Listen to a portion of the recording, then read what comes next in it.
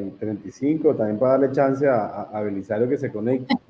Listo, ya estamos. Y es que no la gente, sino que si nos entendemos los dos, eso tiene que ser rápido. El live tiene que ser de 1 hora, por mucho. Ya estamos, doctor. Ya estamos en vivo. Entonces acá vamos a entrar. Listo, ya te voy a compartir el link.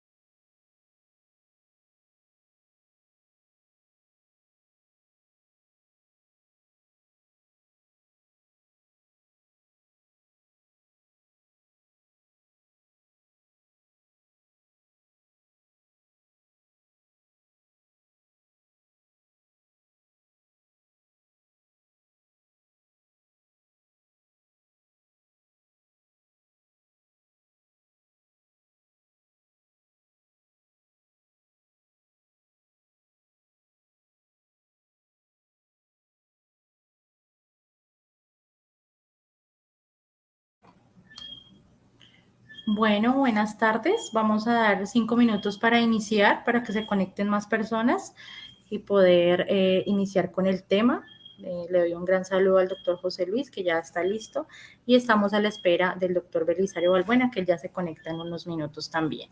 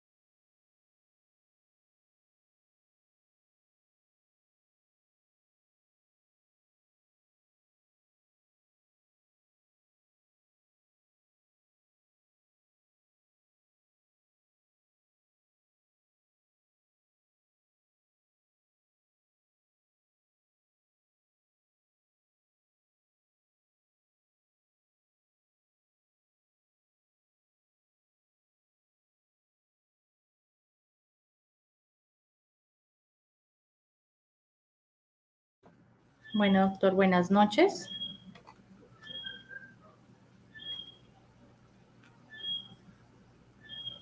Doctor José, buenas noches. Hola, ¿cómo están? Buenas noches. Bueno, este live va a quedar grabado para que pues lo vean más personas. Entonces, pues el día de hoy vamos a tratar el tema de la violencia institucional y la revictimización que sufrimos las mujeres sobrevivientes o las familias de las que lamentablemente no sobreviven estos casos de violencias basadas en género. Pues voy a hacer un recuento muy corto acerca de mi caso para poder como rememorar un poco la situación. Fui víctima de violencia intrafamiliar y de género durante muchos años por parte de mi expareja. La agresión más brutal ocurrió en 2015, en junio, y lamentablemente pues esta persona casi me asesina en vía pública. Posteriormente él fue linchado por la comunidad, quedó capturado en flagrancia, por encima de los policías fue agredido por otras personas. Y después de esta situación, pues él queda con medida de aseguramiento porque no era la primera vez que él me agredía, él ya me había agredido en oportunidades anteriores, al igual que a mi hija, por eso yo contaba o cuento con una medida de protección definitiva desde el año 2013. Y después de esto, pues él dilató muchas veces su proceso, salió por vencimiento de términos, fue una lucha de 6 años hasta que logramos la condena. Él quedó condenado en primera y segunda instancia por el delito de violencia intrafamiliar agravada sistemática, no solamente por los hechos del 5 de junio, sino porque fue una violencia que logramos demostrar que fue durante el tiempo, progresiva, agresiva, y no solamente conmigo, sino con mi pequeña hija. Sin embargo, este hombre, casi 6 meses después de los hechos, estando preso, me coloca una falsa denuncia mencionando que él era una supuesta víctima de violencia y que él siempre había sido agredido por mí, pero le daba pena denunciar por ser hombre y que las lesiones que él recibió el 5 de junio no había sido por parte de la comunidad, sino por parte de terceros. Y entonces, pues este proceso también continuó y lamentablemente pues fui condenada en primera instancia por el delito de supuesta violencia intrafamiliar en contra de él, a 4 años de prisión domiciliaria. Digamos que ese es el contexto. Ahora entendamos un poco acerca de qué es la violencia institucional. La violencia institucional es toda omisión, negligencia, maltrato físico, verbal que ejerza un funcionario público o alguna entidad estatal contra una persona. En este caso vamos a hablar pues de las mujeres víctimas de violencia o de los familiares de las sobrevivientes o de las que no fueron sobrevivientes. En mi caso, pues fue bastante evidente o ha sido bastante evidente la revictimización y la violencia institucional. Toda vez que primero, pues para acceder a la justicia fue muy difícil. Tuve que aguantar más de 20 dilaciones en una audiencia para que él fuera condenado. Una justicia bastante rogada y difícil. Hubo fiscales que supuestamente me estaban defendiendo a mí, pero defendían al agresor. Es bastante complicado. Yo sé lo que es ir a una fiscalía y que te digan, ay, pero usted por qué se dejaba, por qué hasta ahora vino, por qué una cosa, por qué la otra, que te hagan sentir culpable siendo la víctima. Y peor aún, pues que te sienten en un estrado judicial a decirte que eres una agresora, que te van a condenar o que te condenaron, vivir el hecho de que te digan, no, es que usted es una dilatora por no venir a una audiencia, a sabiendas que si no asistía a esa audiencia es porque tenía a mi hija prácticamente en una UCI por neumonía. Entonces, esos actos violentos que hace el sistema de justicia contra las mujeres son muy notorios y pueden generar pues afectaciones tanto jurídicas como emocionales y en salud mental a las víctimas reales. Entonces, pues vamos a iniciar con el doctor José para que él nos hable un poco acerca de ese tema de cómo puede afectar a una víctima ser revictimizada y vivir esta violencia institucional y también pues conectar un poco el tema pues con mi caso de esas revictimizaciones, esas violencias institucionales que él ha identificado pues en el transcurrir perdón, de este proceso. El doctor José Luis Moreno Caballero es la persona que me representa, es mi abogado, es el CEO de la firma MOA Legal. Buenas noches, doctor. Entonces estamos aquí para escucharte. Bueno, buenas noches. Claramente, Leilin, pues estamos, gracias por la invitación, por esta oportunidad de pronto de poder esclarecer un poco más los hechos o poder hablar sobre la dificultad y la problemática que hoy en día está cursando el sistema judicial. Y sobre todo cuando este sistema judicial no está para garantizar o no está sirviendo para garantizar los derechos de las víctimas, sino por el contrario se vuelve cómplice. Se vuelve cómplice de un presunto victimario, de un victimario que se hace pasar por víctima y revictimiza como tal a las verdaderas víctimas y a la mujer sobre todo. Entonces, lo que observamos como tal en tu caso es algo inaceptable e increíble que realmente en Colombia esté pasando que una persona que es claramente una víctima, que existen pruebas contundentes en donde es evidente que unas personas externas fueron los que presuntamente agredieron al señor Santiago Garavito, o los que agredieron al señor Santiago Garavito, y hoy en día tú termines condenada por un juez que realiza un error en la valoración probatoria y por un sistema en donde la Fiscalía impulsó una condena en tu contra, a pesar de que esta misma entidad, a pesar de que la Fiscalía logró comprobar que el señor Santiago Garavito desde el 2015 hacia atrás ejercía una violencia sistemática en contra tuya. Entonces, esto, lo que ocurrió hoy en día, hace lo que ocurrió hace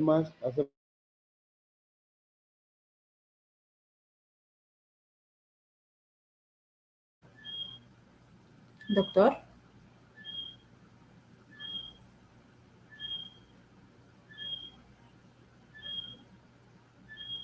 doctor, bueno, tuvo un problema de conexión.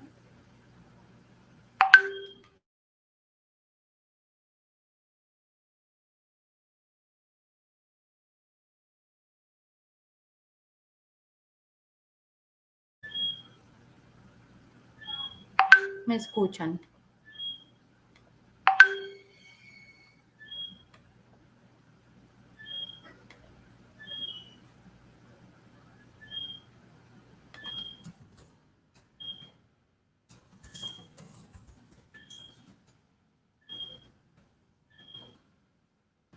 Bueno, el doctor tuvo un problema de conexión, ya se va a volver a conectar. Me gustaría que a través del chat, pues estoy leyendo los comentarios. Gracias, Diana.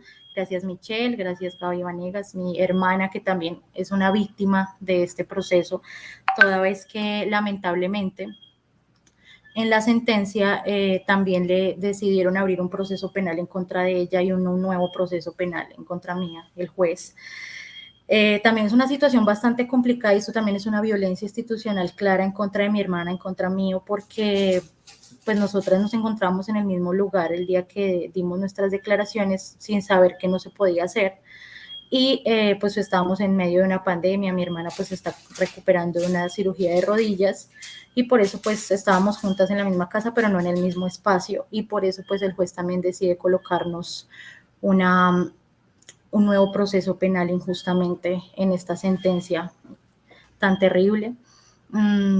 Entonces, pues es otra muestra más de la violencia institucional. Me gustaría que colocaran preguntas, que siguieran comentando, que siguieran compartiendo este video para que más personas logren unirse a la transmisión y podamos continuar.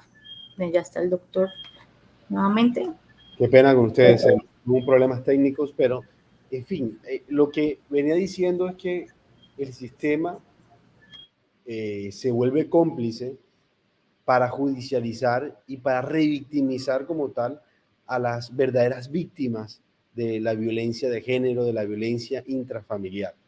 Y la Fiscalía en este caso, pues sirvió para ello, para lograr esa revictimización al ocultar deslealmente las pruebas, a pesar de que tú, Leili, le solicitaste que hiciera ese descubrimiento, que aportaran como tal el video, y no lo hicieron.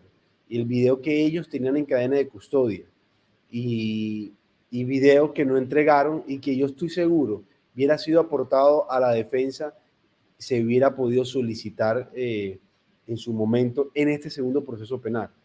Y algo que hay que tener muy en claro es que los hechos judicializados en los dos procesos o en este segundo proceso rompen con un principio básico del derecho, que es la seguridad jurídica. Esa seguridad jurídica que busca mantener el derecho como una esencia misma de este para el correcto funcionamiento de una sociedad. Y lo que vemos en la segunda sentencia es que se encuentra afectado ya que ya hay una sentencia condenatoria donde se demuestra claramente que ese señor es un agresor sistemático, violento, que aplicó violencia no solamente física, sino psicológica en contra de ti. Y ahora se pretende argumentar que tú también eras en ese mismo interregno de tiempo, desde el 2015, hace unos años atrás, tú también entonces eras la victimaria, era la persona que infligía dolor y psicológico y físico, lo cual no es cierto.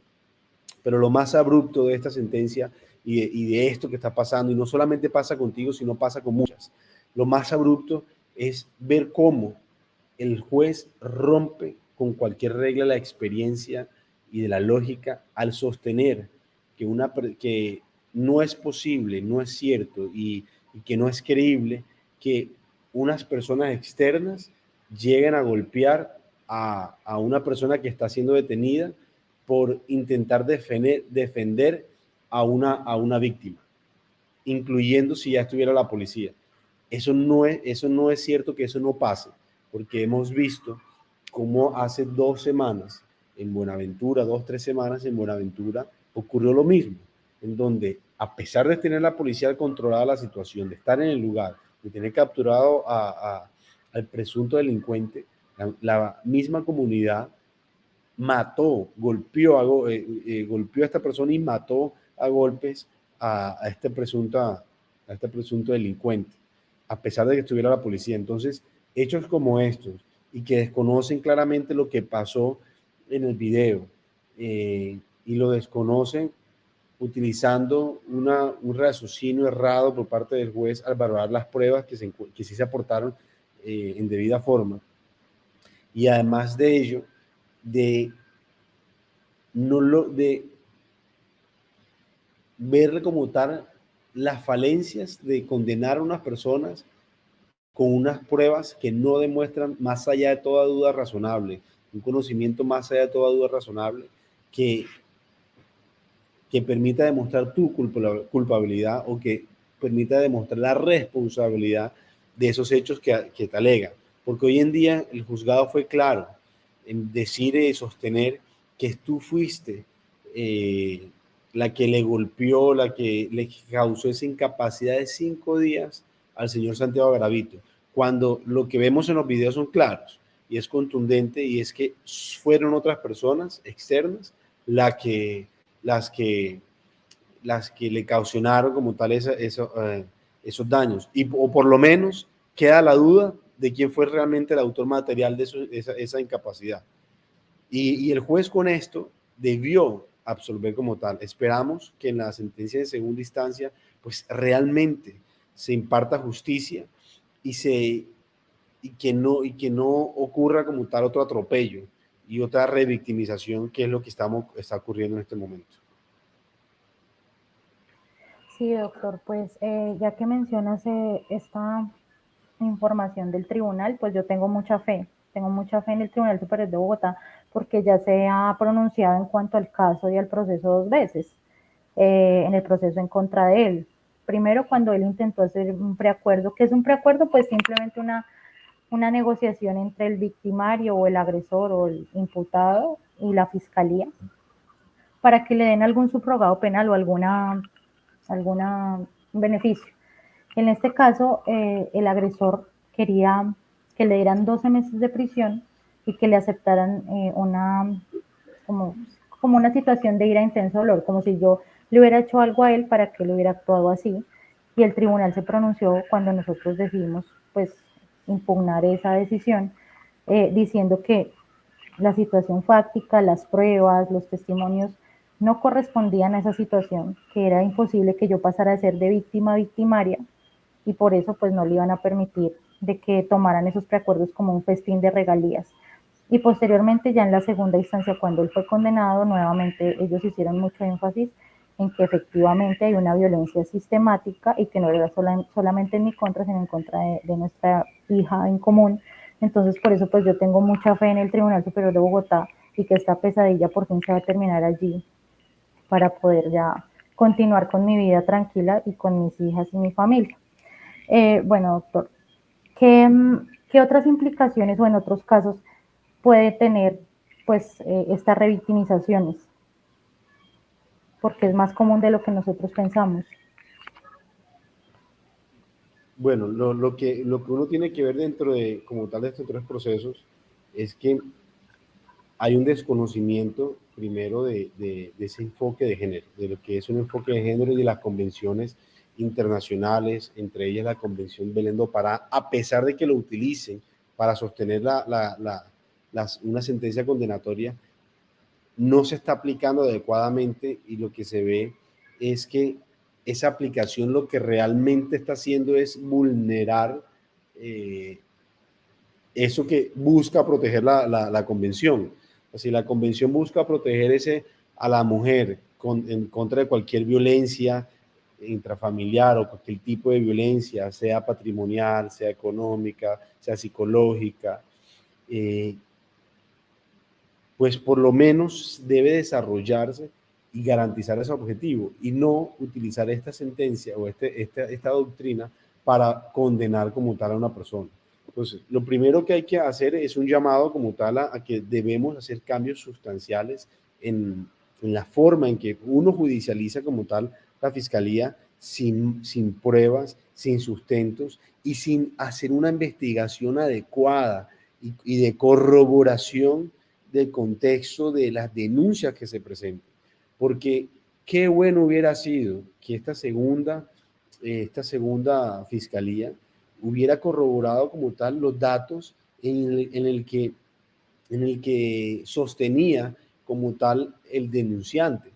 Datos como realmente que le hagan una prueba psicológica si esta persona realmente tiene una afectación de violencia psicológica, uno. Dos, si lo que ellos decían de las llamadas, de las formas de los sentimientos, de las cosas que sentía y otras cosas más, pues eran ciertas o no. Y, y tres, qué bueno hubiera sido también que hubieran solicitado esos otros elementos materiales probatorios que la misma fiscalía pues aportó en el proceso en contra de Santiago Garavito. Pues eso frente a la crítica como tal de las actividades que realizó la fiscalía. Ahora bien, no podemos desconocer que el sistema debe funcionar es para proteger como tal a la víctima y no para revictimizarla. Revictimizarla no solamente es condenar a una persona, sino hacerla que repita como tal esos hechos, esos sucesos que le han causado un dolor y que lo repita de una manera como tal, hoy en día agónica como es a través de un proceso penal o como lo es a través de señalamientos injuriosos y de maltrato por parte de funcionarios. Entonces, hay que capacitar como tal tanto a los fiscales como a los jueces y a inclusive los abogados en las facultades de derecho para hacer un enfoque realmente que garantice una sociedad que busque garantizar sobre todo los derechos de las víctimas y no permitir que hechos como estos sigan ocultos y que realmente lo que debemos hacer es mostrarlos, publicarlos y garantizar ese principio de publicidad para que sea la sociedad la que ejerza también un control social sobre estas decisiones de estos funcionarios y sobre todo de decisiones que van en contravía a cualquier principio, a cualquier lógica, a cualquier argumentación, a pesar de que se le den apariencia de legalidad y que fueron como tal adecuadas en derecho. Sí, así es, doctor. Como el doctor lo menciona, digamos en mi sentencia, utilizaron estos tratados internacionales como Belén do Pará y bueno, todas las instancias que dicen que las víctimas tenemos un derecho fundamental, el cual es vivir una vida libre de violencias y libre de pues todo esta pesadilla que yo estoy viviendo. Y aún así el señor juez lo utilizó para condenarme. ¿Sí? Como para mostrar que sí estaba teniendo en cuenta un enfoque de género, pero que aquí no había una víctima de violencia de género, cuando este hombre ya estaba condenado. Entonces es muy triste ver esto y además, como lo comentaba en el espacio que el doctor se quedó pues sin la conexión, esta terrible revictimización nueva, porque cómo es posible que después de sufrir años de violencia por parte de una persona, después ahora desde el 2018 hasta la fecha una revictimización en un proceso penal donde me han hecho de todo. Y ahora el señor juez me coloque otro proceso penal y ahora a mi hermana también. ¿Sí? ¿Cómo es posible que en vez de protegernos a las víctimas nos ataquen de esta manera y nos dejen como a merced del agresor? Porque es importante también mencionar esto, doctor, y es que el agresor está prófugo. O sea, no sabemos en dónde se encuentra, él está condenado, pero está prófugo, nuestra vida corre peligro todo el tiempo. ¿Y dónde queda esa protección que debemos vivir las víctimas? ¿Dónde queda la verdad los derechos fundamentales, la verdad, la justicia, la reparación, la no repetición, ¿dónde queda todo eso? Completamente nulo. Eso quedó en el olvido, archivado en un cajón en donde se extravió la llave, porque realmente a lo que aquí vemos es que el Estado no está garantizando esa verdad y esa justicia, y sobre todo esa verdad. Aquí está prevaleciendo una verdad formal sobre la verdad material, está prevaleciendo la verdad del victimario, del agresor, manipulando el sistema con pruebas y, y aprovechándose de las debilidades y deficiencias que tiene un sistema judicial. Acá yo creo que es claro la decisión y lo que hay es que garantizar y trabajar para seguir protegiendo a las personas que como en tu caso, se encuentran vulneradas y se encuentran vulneradas porque por la fiscalía, por el mismo sistema judicial, por los jueces y por los mismos abogados en ciertas medidas. Entonces, hay que trabajar fuertemente por alzar nuestra voz y aquí estaremos, Leili, siempre dispuestos a ayudarte, siempre dispuestos a brindar lo mejor de nosotros en nuestro conocimiento, tanto el conocimiento intelectual como las ganas que deben impulsar el conocimiento para poder, como tal, luchar con tesón y pasión por esta justicia, por una verdadera justicia, y no permitir que personas atroces se aprovechen de las falencias, debilidades y errores que pueda tener el sistema. Sí, así ocurrió aquí. Sin embargo, pues también es importante, doctor, mencionar estos estereotipos de género también que se encuentran, pues ya porque estamos pues en una cultura muy machista, ¿cierto? Entonces, pues todo esto también como que, sí, obviamente el agresor, sí, o bueno, estas personas mentirosas utilizan el sistema para manipularlo, para manejarlo a su antojo y esas falencias que tienen, pero también hay muchos estereotipos de género y muchos prejuicios y muchos pensamientos machistas todavía en la rama judicial, tanto en jueces como en abogados, como, porque pues, digamos en mi caso, yo tuve que pasar por bastantes abogados y tuve uno hasta que incluso me dijo, nunca se me olvidará, ay, pues sí, ya sabemos que le dio en la jeta, así esas palabras. Entonces, también como invitar a todas las personas que hacen parte pues de todo este sistema de justicia, que dejen todos esos prejuicios atrás, que lean un poco acerca de qué es un ciclo de violencia, lo difícil que es salir de él, lo difícil que es alzar la voz y decir, ya basta. Digamos también, pues nosotros escuchamos también en una audiencia, en alguna oportunidad, doctor, que una fiscal decía que las víctimas son de lavar y planchar y no es así. A mí también me han atacado mucho por ser profesional. Es decir, que una mujer profesional no puede ser víctima de violencia, lo cual es completamente falso. Este es un problema de salud pública que se presenta pues en todos los estratos, en todos los niveles, en todas partes se puede presentar y todas las mujeres somos vulnerables a poderlo vivir en cualquier momento. Es más, en la misma sentencia me colocaron que por ser psicóloga yo había manipulado mi testimonio y no estaba diciendo la verdad. Es decir, entonces un psicólogo o una psicóloga no puede ser víctima y no puede ir a un juicio a testificar porque está mintiendo. ¿Sí? Son situaciones muy difíciles y pues que yo quiero decirles a las mujeres que yo entiendo el mensaje tan negativo que les están brindando en este momento si quieren ir a denunciar, porque pues con esto que me sucedió a mí es no denuncien porque si denuncian no le vamos en su contra, puede perder la libertad, puede hasta perder a sus hijos, pero también decirles que no están solas, cuentan con el doctor, cuentan conmigo, hay muchas instituciones que están ayudando a las mujeres a alzar la voz, pero también es importante hacer este llamado a las instituciones judiciales para que paren con estas revictimizaciones, para que paren con esta violencia institucional, porque si van a continuar así revictimizándonos, las denuncias van a descender terriblemente y los feminicidios van a aumentar. Aquí nos dice Lina, increíble cómo manipulan las pruebas tan claras que hay. Pues no es que haya tanta manipulación, sino más bien omisión. O sea, para mí es que no las toman en cuenta y o sea, no quieren ver la realidad.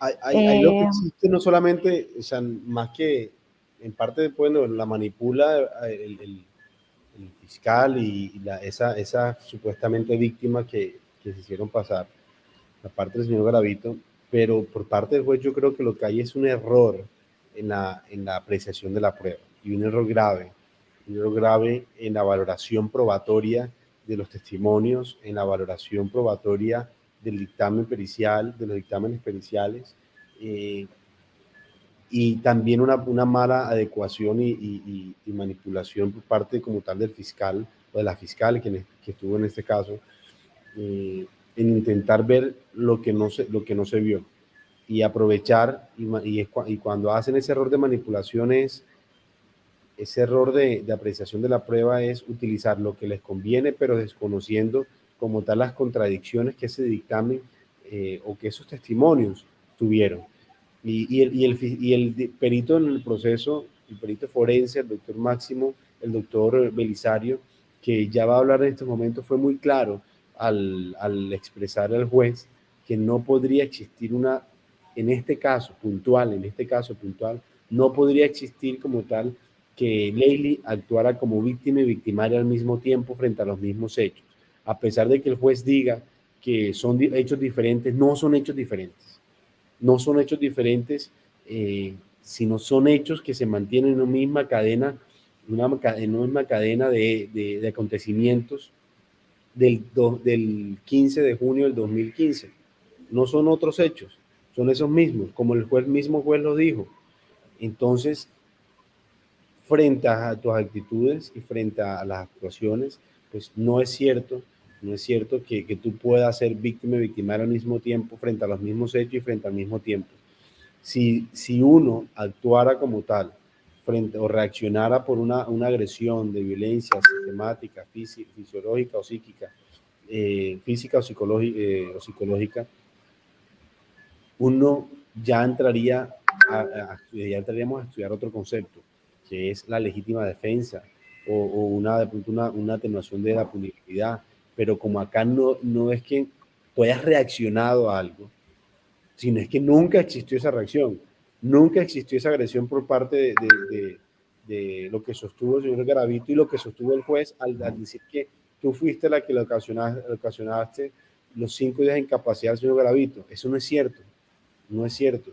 Y lo sustenta con que la madre te vio, con la declaración de la señora Claudia Castellanos, que argumentó, por un lado, que había bajado al lugar de los hechos con su hija y la hija dijo que no, que ya no había bajado, que ella no estaba ahí y que te había visto. Y después en otro lado dijo que no había visto, sino que se había enterado de la captura porque la habían llamado. Entonces, declaraciones como esta y utilizar solamente la parte donde dijo que ella había bajado con su hija, pero no tener en cuenta que su hija manifestó que no había bajado, que no estaba ahí, que no fue un testigo directo, pues es lo que afecta y el error tan grave que hoy en día se está causando y la injusticia tan grave que se está generando. Entonces, son muchas cosas que hay que revisar, que hay que cambiar y que hay que poner un freno. Y que estos son los espacios para poder entrar y empezar a hacer los primeros caminos o aportar nuestros primeros granitos de arena para luchar en contra de la revictimización, en contra de las mujeres. Sí, doctora, y sí, esto acabas de mencionar algo muy importante, y si es en mi caso que no le hice absolutamente nada al hombre, o sea, ni lo toqué, porque pues él me agredió y me lanzó al suelo, ¿cómo será una mujer que se defienda? Entonces, si a mí me condenaron que no le hice nada, ¿qué será una mujer que realmente sí se defienda? Entonces, la van a condenar a no sé cuántos años de prisión. Entonces, la legítima defensa también se cayó con esta decisión, ¿sí? ¿Dónde queda pues ese derecho también a defenderse y a hacer prevalecer pues, la vida? Son muchas cosas que aquí se están vulnerando de una manera inexplicable, y también lo que dice el doctor es muy importante. ¿Cómo es posible que se tengan en cuenta testimonios falsos, completamente contradictorios, y a nosotros que sí dijimos la verdad nos digan que somos mentirosos porque todos coincidimos en lo mismo? Pero ¿cómo no vamos a coincidir en lo mismo si es que todos vimos cómo él fue agredido por otras personas y cómo estaba yo?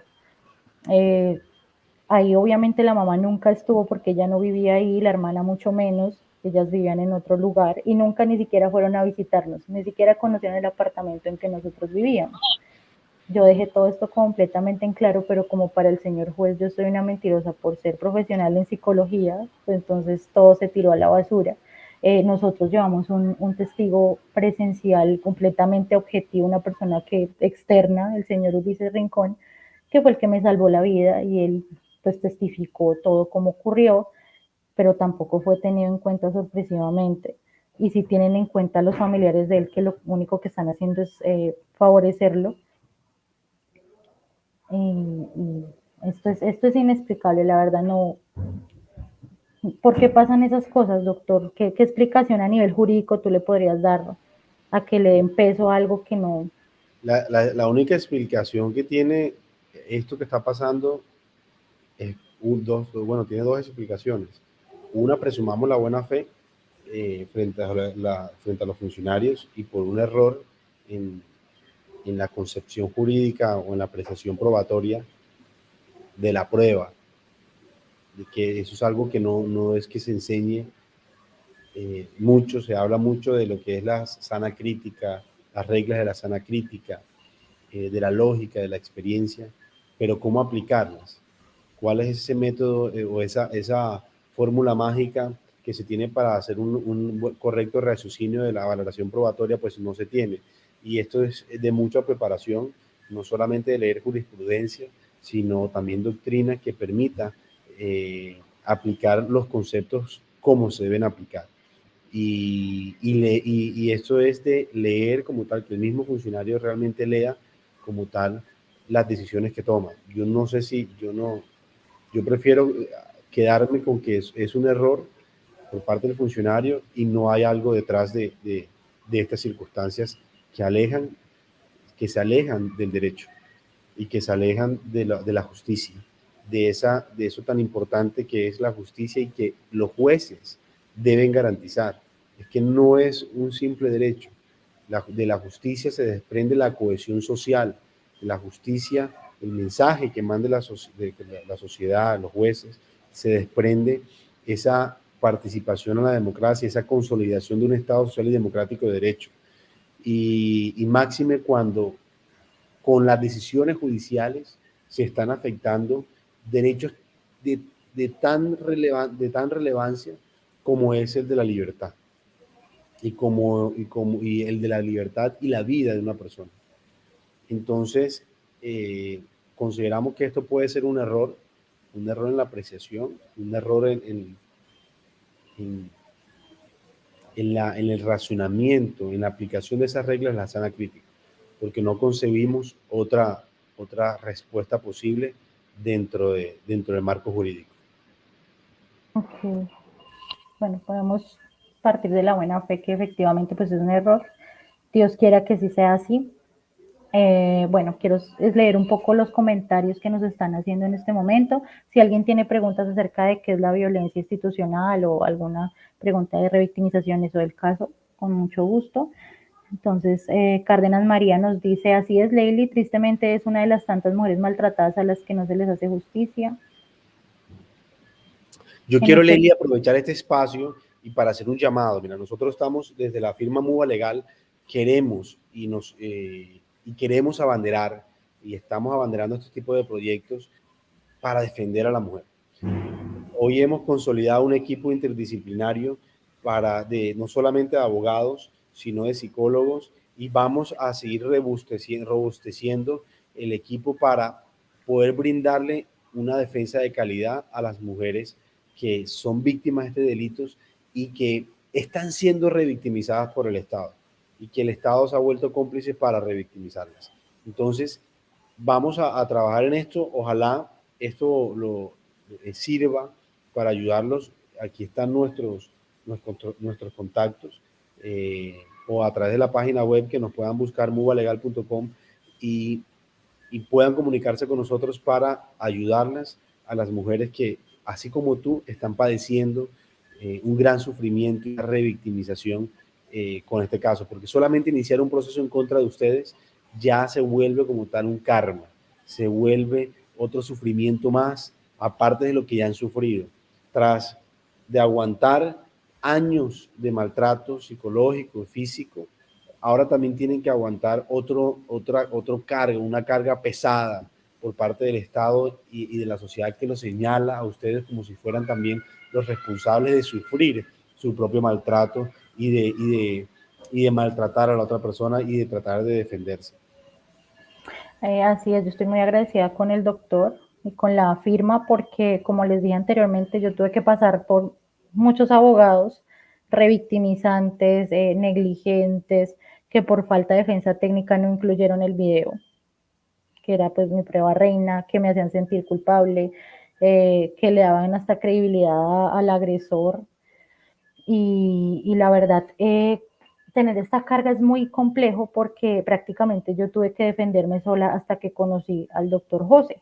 O sea, fueron 6 años leyendo, estudiando, mirando cómo podía yo defenderme, qué era una nulidad, qué era un preacuerdo, porque yo no sabía absolutamente nada. Es más, recuerdo mucho la audiencia de imputación de cargos de él. Yo dije, ya, ya se lo llevaron a la cárcel, ya, yo pensé que ahí había muerto el proceso, ya, se lo llevaron a la cárcel y ya de esto no vuelvo a saber más, sin saber que me iba a enfrentar a 6 años de lucha, de tener que enfrentar al agresor, de tener que verme con él, de que una vez casi me vuelve a agredir fuera de una sala de audiencias. Esto es muy difícil y llevarlo solas no es nada bueno. Pues digamos en mi caso que yo pues por lo menos pude leer, pude instruirme, pude medio ayudarme. Me pregunto cómo será una pobre mujer que realmente no tenga acceso ni siquiera, no sé, a los libros, a nada. Hacen con ella lo que quieren, le quitan su libertad, le quitan sus hijos. Entonces, pues realmente es muy importante tener una buena representación y también como para desprenderse un poco de ese karma y de esa carga jurídica que también es supremamente tormentosa. Y tanto fue así que eso fue lo que me generó a mí el estrés postraumático. ¿Sí? Después de haber vivido todo eso, de escuchar cómo se me rompieron los huesos el 5 de junio de 2015, de ver cómo se llevaron al agresor y descansé un poco, después ver que salió por vencimiento de términos, después enterarme que me denunció y ahora tener que enfrentarme a eso, eso fue lo que a mí me generó desmayos, me llevó a una UCI, y hasta ahora pues eso se sigue presentando cuando yo tengo alguna audiencia. Entonces la idea es que no vivan este proceso solas, está el doctor José, están sus psicólogos y también pues tener como ese acompañamiento es muy importante. Voy a seguir leyendo aquí los comentarios. En este país y por la cultura, toda mujer es vulnerable, no importa el estrato o rango profesional, dice Cárdenas María. Luz Marina Ramírez, ánimo Leili, la verdad y la justicia deben prevalecer, estamos contigo, muchas gracias. Laura Camacho, mujer valiente, gracias Leili por no callar esa inspiración de muchas, gracias Laura. Ricardo Vanegas, fuerza, ese señor tiene que pagar. Miriam Urrego, la justicia divina no falla, Dios con Leili. Lina, exacto, Leili no le hizo nada. Dios te dará la luz en estos momentos de tormenta y oscuridad porque para Él no hay nada imposible, eso sí es cierto. Que el doctor nos explique porfa qué sigue, qué podemos esperar, qué puede pasar. Estás en mute, doc.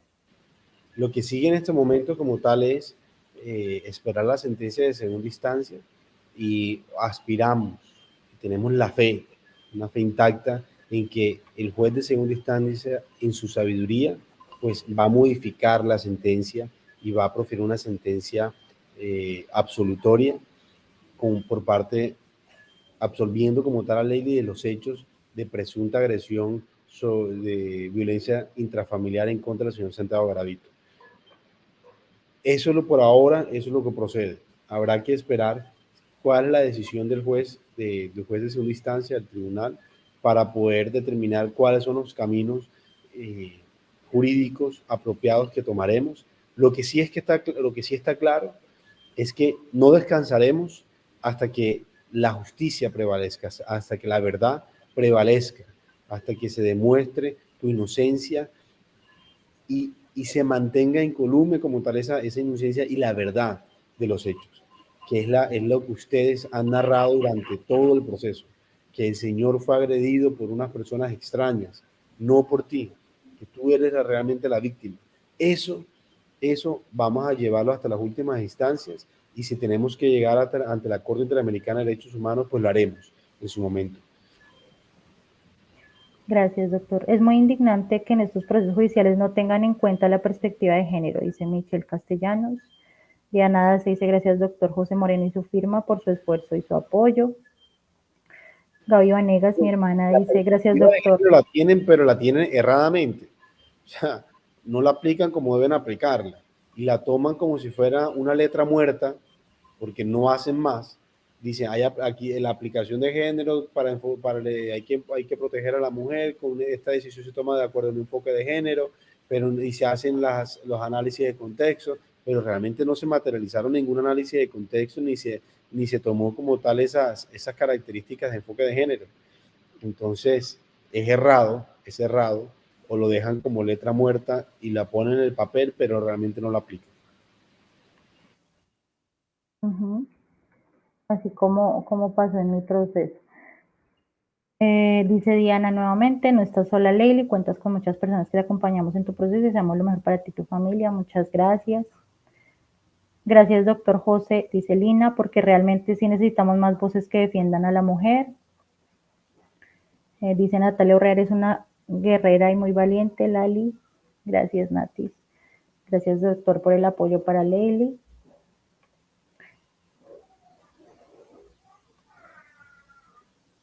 Dice Cárdenas María, la mujer necesita apoyo, no señalamiento ni juzgamiento. Sí, así es. Acá el caso es tal cual como si fuera en Netflix hay una serie que se llama Inconcebible, que donde realmente ahí uno ve claramente cómo desde la misma atención a la policía, en la misma atención que te brindaron a ti, se desconoció ese enfoque hacia la mujer. En vez de buscar una protección que garantizara como tal tu seguridad y tu integridad física, lo que te dijeron fue que ya esa persona no se iba para la casa y no te garantizaron de que realmente fuera así. Y entonces el juez analiza esa situación y la analiza bajo un análisis de su regla. La experiencia dice que eso no es cierto, que la policía no hubiera cometido esa recomendación, que no la hubiera hecho, sino que realmente te hubiera brindado el acompañamiento. Entonces, y lo que vemos es que realmente en muchos casos, más, en uno de los videos que creo que ayer compartió una persona muy reconocida que también se movió por medios, en donde se veía como creo que era un agente de policía que le decía que no denunciara porque esta persona su novio iba a ser preso si lo denunciaba, le iban a capturar si lo denunciaba. Entonces, vemos que no solamente que la policía realmente no brinda ese enfoque de género como debería ser, y por lo tanto ya de entrada ahí hay una mala valoración. Por el contrario, lo que debió la fiscalía, el juez, fue recriminar a la policía y exigir a la policía actuaciones fehacientes, incitar a la policía que realmente buscara la protección de la fiscalía, de la mujer, y no sostener o utilizar eso para utilizar esa presunta falencia para desconocer que eso no fue así, que la policía no se equivocó, que la policía que no se equivocó porque eso no es cierto, porque entonces ya eso hacía parte de una falacia, una mentira por parte de la víctima o por parte de Leili, que eso no, como la policía no le brindó el apoyo, pues ya no, eso jamás y nunca, o eso rompe a la regla de la experiencia de que la policía no ayude, de que la policía no brinde el consejo adecuado, que por el contrario lo que vemos es una clara revictimización. Entonces, esos actos donde la policía desconoce, no tiene en cuenta la importancia del maltrato y no cree en ese maltrato y dice, no, ves que el día de esa persona ya se fue, no te va a pasar nada, y no hace ese acompañamiento o no la invita a que denuncie realmente esos actos y no la busque una protección, son actos de revictimización, son actos de permitir que la mujer siga siendo humillada, golpeada, maltratada y hasta asesinada por parte como tal de su agresor. Sí, claro, deben capacitar pues mejor a estos funcionarios con esta perspectiva y con esos prejuicios que yo les mencionaba anteriormente, porque para ellos, otra que le pegaron, como ya es un pan de cada día, entre comillas, en el país, pues por eso hacen lo que hacen, digamos, como dice el doctor, en mi caso fue desde el primer momento, porque yo inicialmente fui agredida en un restaurante, yo salí, y lo primero que encontré fue 2 policías para comentarles lo que me estaba pasando, que mi esposo me estaba agrediendo y que yo ya tenía una medida de protección. Este agresor sale y me ve con ellos y como ya sabía que yo tenía la medida de protección, se va por otro lado. Y los policías me dicen, no, él ya se fue, váyase para su casa, como sabían que mi mamá vivía en el mismo conjunto porque yo les dije. Entonces me dijeron, no, váyase donde su mamá, él ya se fue por otro lado, váyase tranquila. Y en realidad pues crucé la avenida principal que había ahí y él estaba esperándome supremamente enfurecido porque estaba pidiendo ayuda a la policía y eso fue lo que detonó pues la agresión más grave, que fue la que me causó pues los 45 días de incapacidad y la cirugía.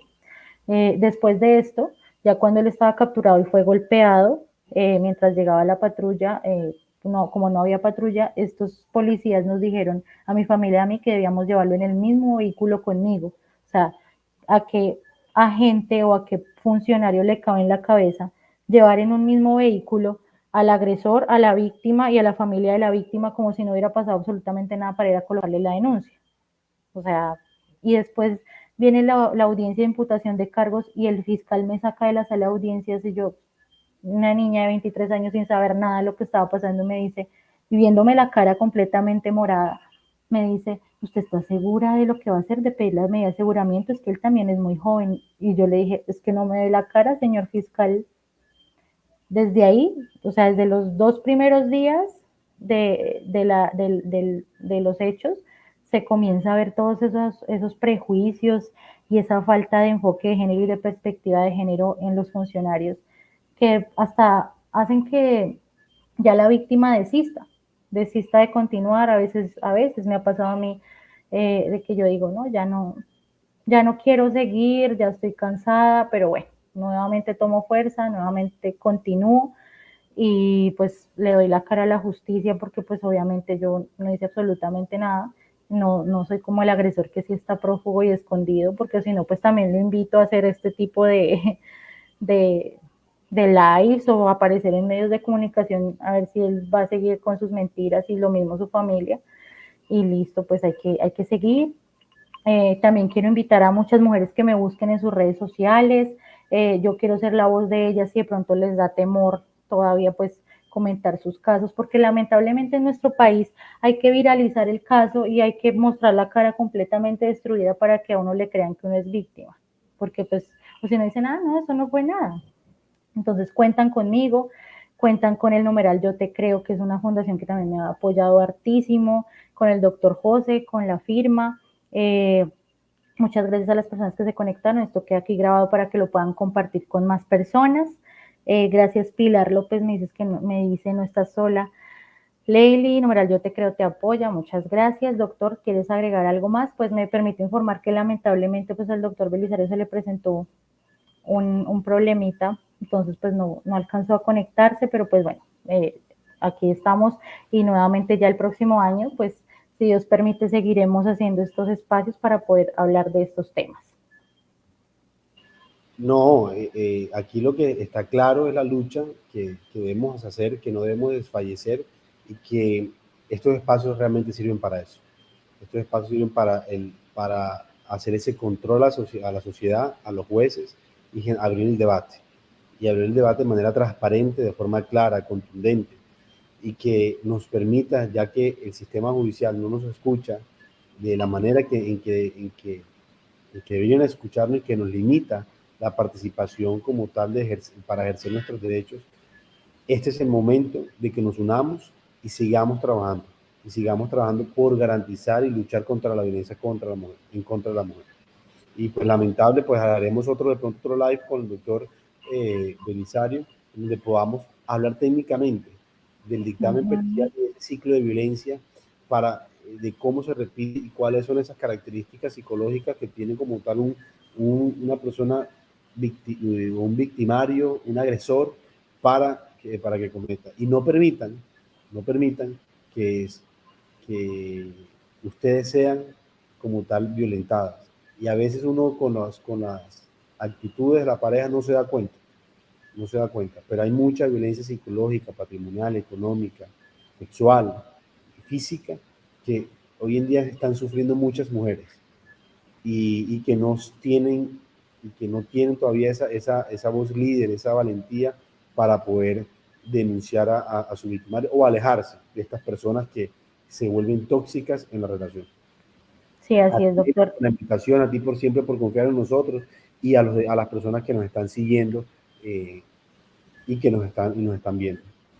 Gracias, doctor. Bueno, lo que tú dices, ya para finalizar, me parece importante pues hablarlo también desde mi experiencia y desde mi profesión, de qué es un ciclo de violencia. Pues el ciclo de violencia básicamente es aquel en donde estamos completamente atrapadas las víctimas y no podemos salir tan fácil. ¿Por qué? Porque el victimario, el agresor, sabe cómo manipular a su víctima, sabe cómo manejarla, ya sabe cómo llegar y pedir perdón. Y además que esta violencia es progresiva y cada vez es más agresiva, el comúnmente llamado violentómetro, cada vez es más grave hasta que llega lamentablemente al feminicidio.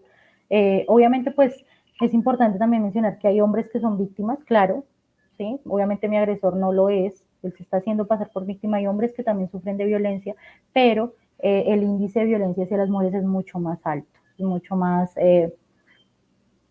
más desatado, digámoslo así. Entonces, cuando una mujer está en este ciclo de violencia, no sale no porque de pronto no quiera, porque esos son los comentarios que se escuchan habitualmente. Ay, es que ella se deja, es que ella le gusta que le peguen. No, ella está inmersa en ese ciclo de violencia, nunca va a ser culpa de la víctima estar ahí. Por el contrario, siempre va a ser culpa del agresor, que ya sabe cómo mantenerla ahí, cómo tenerla atada a ese ciclo. Y en un ciclo de violencia no puede haber reciprocidad, que era lo que estaba diciendo la fiscalía en mi caso, que los dos éramos víctimas y victimarios a la vez, por lo que él ya estaba condenado. Eso no es posible, siempre va a haber una persona sometida y agredida, y en este caso pues fui yo. Entonces pues también a la comunidad en general y a la ciudadanía pedirles por favor que dejen un poco atrás esos prejuicios también de que la mujer es la culpable, que la mujer es la que debe cuidarse, porque hoy pasó algo también muy positivo, y es que lograron la condena pues de los feminicidas de Ana María Castro, ¿sí?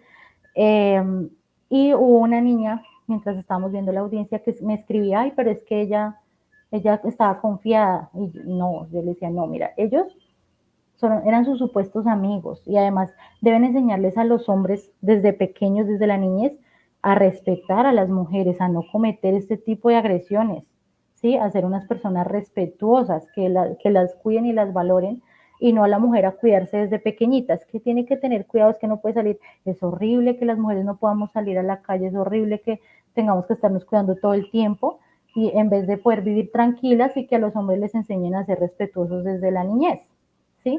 Entonces, también invitarlos a eso, si tienen niños pequeños, pues, a enseñarles que la mujer se respeta, que la mujer no es la que limpia, que la mujer no es la que plancha, que la mujer, sí, que la mujer es un ser completamente funcional igual a ellos, y así se va generando esa equidad desde el inicio de la vida.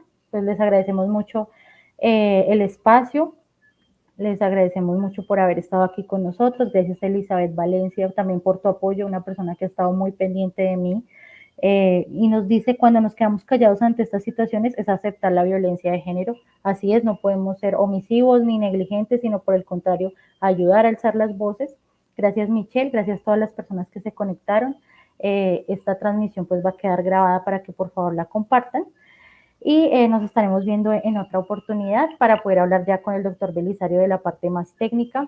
Muchos abrazos, muchas gracias por el apoyo, y no olviden pues seguir publicando y comentando pues acerca de mi caso para no dejarlo pues desfallecer con el numeral Justicia para Ley. Feliz noche.